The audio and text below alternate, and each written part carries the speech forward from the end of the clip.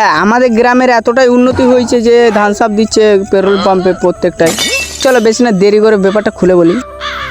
ব্যাপারটা হচ্ছে আজকের সকালটা খুবই আমার কাছে স্পেশাল দিন। আমি একটা আমার মামা তো বোনকে নিয়ে যাচ্ছিলাম সাথে করে। ব্যাপারটা হচ্ছে আমরা পেট্রোল পাম্পে এসেছিলাম তেল কিনতে। তো এটা বড় কথা নয়, বড় কথা হচ্ছে আমার মামা তো বোনকে একটা তেলের বোতল ধরিয়ে দিলাম হাতে। তারপর এদিকে তেল ঢালতে শুরু করে দিল। শালা এদিকে তার কিছুক্ষণ বাদ দিয়ে এটা আমার হাতে কি একটা ধরিয়ে দিল। Mango fruity, fresh and juicy. Too much fun. ওখান থেকে আবার বেরিয়ে গেলাম আমি আর আমার মামা তো বোন। মানে তেল নেওয়া হয়ে গেছে আর ওখান থেকে তো চলে যেতে হবে বাড়ি। তারপর বাড়িতে এসে আমার স্কুটিটাও আজকে বলছিল গোসল করবো আমার সাথে। আর হ্যাঁ, গোসল করাতে গেলে তো সাবন গুঁড়ি লাগবে, তাই একটা সাবন গুঁড়ি কিনে নিয়ে চলে যাচ্ছিলাম দোকান থেকে। ওখান থেকে পুকুরে এসে আমি আবার স্কুটিটাকে গোসল করাতে লেগে গেলাম জলদি করে।